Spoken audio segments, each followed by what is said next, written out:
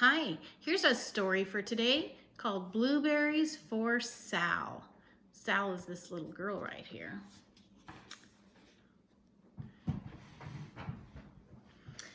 One day, little Sal went with her mother to Blueberry Hill to pick blueberries. Little Sal brought along her small tin pail, and her mother brought her large tin pail to put berries in. "We will take our berries home and can them," said her mother. "Then we will have food for the winter." Little Sal picked 3 berries and dropped them into her little tin pail. Kaplink, kaplink, kaplunk. She picked 3 more berries and ate them.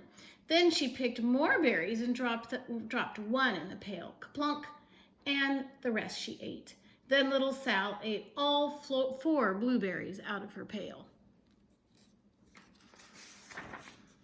Her mother walked slowly through the bushes, picking blueberries as she went and putting them in her pail. Little Sal struggled along behind, picking blueberries and eating every single one. You know, you can pick blueberries in Oregon in the summertime. That might be a fun thing to do. Little Sal hurried ahead and dropped a blueberry in her mother's pail. It didn't sound kaplunk because the bottom of the pail was already covered with berries. She reached down inside to get her berry back. Though she really didn't mean to, she pulled out a very large handful because there were so many blueberries right up close to the one she had put in. Her mother stopped picking and said, "Now, Sal, you run along and pick your own berries. Mother wants to take her berries home and can them for next winter."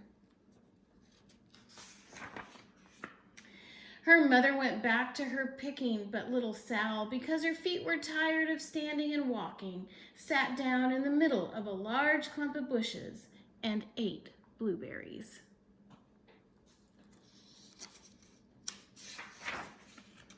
On the other side of Blueberry Hill, Little Bear came with his mother to eat blueberries. "Little Bear," she said, "eat lots of berries and grow big and fat. We must store up food for the long, cold winter." Little Bear followed behind his mother as she walked slowly through the bushes eating berries. Little Bear stopped now and then to eat berries. Then he had to hustle along to catch up. Because his feet were tired of hustling, he picked out a large clump of bushes and sat down right in the middle and ate blueberries. Kind of like little Sal, huh? They're eating berries to get nice and fat for when they hibernate in the winter, and little Sal and her mother are picking blueberries to can and save for next winter. Over on the other side of the hill, little Sal ate all the berries she could reach from where she was sitting. Then she started out to find her mother.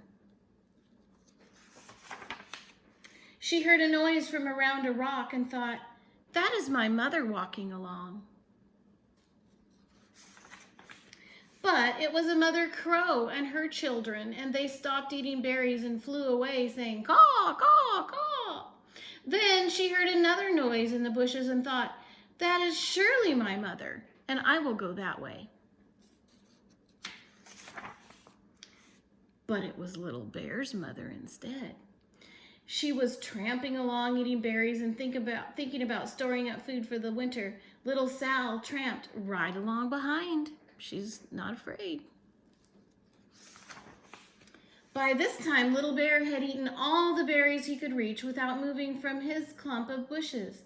Then he hustled off to catch up with his mother. He hunted and hunted, but his mother was nowhere to be seen. He heard a noise from over a stump and thought, "That is my mother walking along." But it was a mother partridge and her children. Do you see the birds? They stopped eating berries and hurried away. Then he heard a noise in the bushes and thought, "That is surely my mother. I will hustle that way."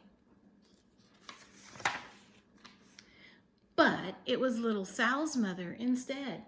She was walking along picking berries and thinking about canning them for next winter. Little Bear hustled right along behind. Little Bear and little Sal's mother, and little Sal and little Bear's mother were all mixed up with each other among the blueberries on Blueberry Hill. Okay, if you look over here, here's little Bear with little Sal's, following little Sal's mother. And here is little Sal following little Bear's mother. Little Bear's mother heard Sal walking along behind and thought it was Little Bear, and she said, "Little Bear, munch munch, eat all you possibly can hold, swallow."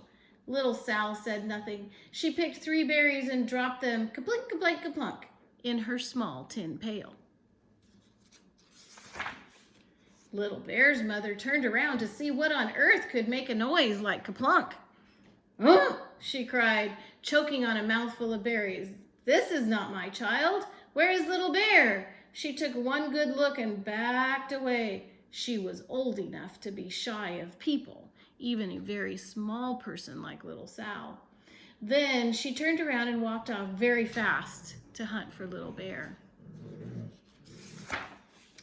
Little Sal's mother heard Little Bear tramping along behind and thought it was little Sal. She kept right on picking and thinking about canning blueberries for next winter. Do you see little Sal coming? Little Bear padded up and peeked into her pail. Of course, he only wanted to taste a few of what was inside, but there were so many and they were so close together that he tasted a tremendous mouthful by mistake.